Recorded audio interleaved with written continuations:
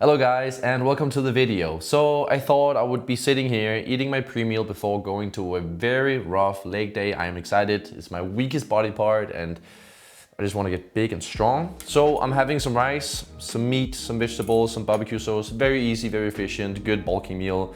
So I thought that I would have a sit down with you and just discuss from personal experiences why maybe you shouldn't compete. Or maybe it's not the right time for you to compete. So if you didn't know, last year I competed twice, where first it was in the Danish National Tested Championship. So it's all natural, all blood test, urine test, polygraph, all that stuff. I got a second place. It was more than I could ever expect, but I was still kind of disappointed. Then I got a wild card to compete in the World Championships 2 weeks later in Manchester, where I got a 5th place.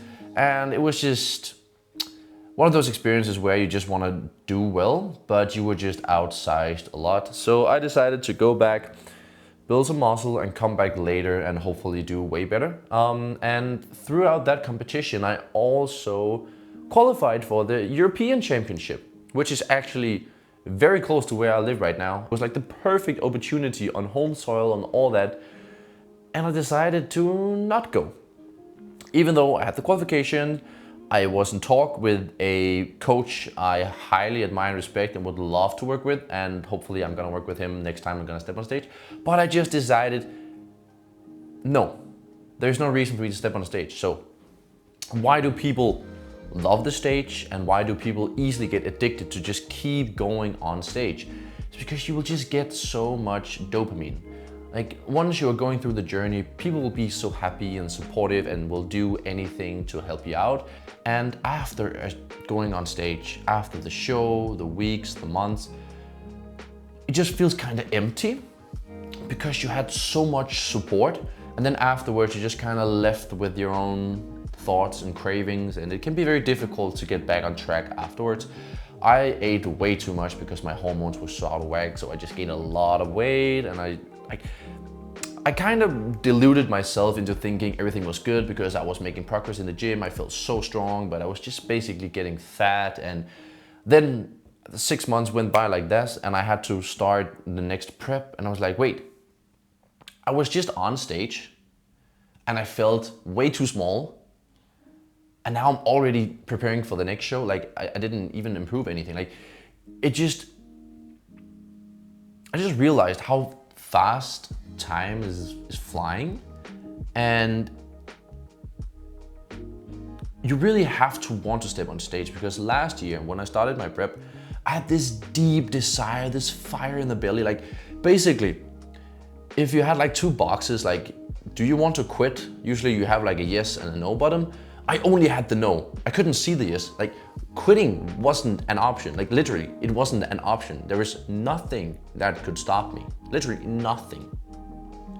And that's kind of how you have to be, because at some point you will want to kind of quit. You are tired, you are hungry, like why am I doing this? Your relationships with your boyfriend, girlfriend, with your family, with your friends, work, everything will suffer because this has to be your #1 priority. Whenever you're going somewhere, you have to bring a scale or prepare food in small boxes. You cannot just have a day off and be like, oh, I don't want to think about it today. Like you really have to be on track every single day. You will be tired and annoyed and people are gonna be like, holy, what happened to this guy? Small things will just turn into way bigger obstacles, and it is gonna drain you, it's gonna drain people around you. So you really have to be aware of that. So about who shouldn't compete.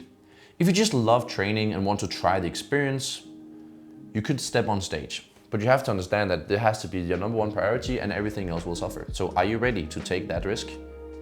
Like, is it actually worth it? And if you have aspirations of actually winning or turning pro or something like that in the future, maybe it's best to actually just keep grinding and just build way more muscle. It will take years to build a lot of muscle naturally. So if that is your ultimate goal, maybe just wait a year or 2. Maybe wait until you are in a decent position, because it's also very taxing for your wallet. Yes, it is very expensive to be on prep. You'll probably have to buy a coach, then you'll have to buy the the right food, and throughout an entire prep, if that's like 5 months, that's a lot of kind of expensive food. Like you will eat a lot of meat, a lot of vegetables, a lot of things. Like you will have to buy quality food, and that can be expensive if you don't have that much money. Also, for the show, do you have to book a hotel to stay there for an entire weekend? You have to buy the outfit. If you're a bikini athlete, you also have to get like a lot of jewelries, and the bikini is like almost $1,000. Like there's so many things you don't think about that you have to pay for. So also think about like, are you actually in a financial position to be able to compete? It's just important that you actually do it for the right reasons. Like I see a trend right now where people, when I started training, I just loved training. I loved the workout. Like I just wanted to be bigger and stronger. Stepping on stage wasn't an option at all. It was nothing that people were really talking about. People were just working out because they like to work out or they want to lose weight and become healthy. Now people almost start going to the gym because they saw an influencer stepping on stage and now they want to try this to get the attention, to get some likes, to get some followers. Like you will suffer greatly if you want to step on stage more than you actually enjoy the training part. Because if you don't find it fun to go to the gym, build a physique and just sculpt out and see what's beneath all that fat that you've been carrying around, like you will not enjoy the process and it will be feeling so empty. You might actually just kill all of your enjoyment from the gym and you're gonna feel terrible. And those likes and those follows and that intention is never worth it. So really think, why is it that I want to do it? It's always back to the why. If the why is bigger than all the other negative effects that comes with it, then you can step on stage, then it's fine. But if some of these things that I mentioned in this video are a little more heavy than your why, your reason to step on stage, maybe it's not for you, maybe it's not the right time. You don't have to do it. You will not suddenly become the cool kid in school if you step on stage, and because if you do it poorly and you piss off your girlfriend, your family, your friends, and your own desire to actually go to the gym anymore, like, then why does it matter? It doesn't matter. So truly think, why is it that you want to step on stage? And is it heavier than all the other reasons, all the other side effects? Think about it. So I hope you got something out of the video. I will finish this meal, go smash legs, hopefully get a disgustingly heavy deadlift, because that's the ultimate goal right now. I want to lift 300 kgs. It's personal, and I'll probably make a video about why 300 is a magic number for me, but I'll have to do it one day. And I'll just say thank you guys for watching the video. I hope you got something out of my little rant here. Otherwise, I hope you have a great day and you can like the video, subscribe if you want to see more. Otherwise, thank you so much for watching. Love you guys.